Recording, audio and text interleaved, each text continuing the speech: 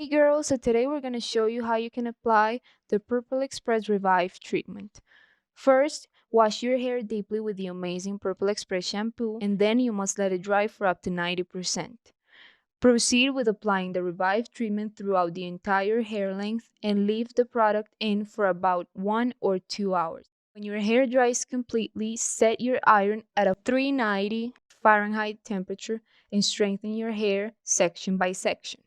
We recommend at least 10 to 20 strokes for straight or wavy hair types and up to 30 times for extreme curly hair types. After that, wait 20 minutes before removing the product and then wash it again using our shampoo and conditioner.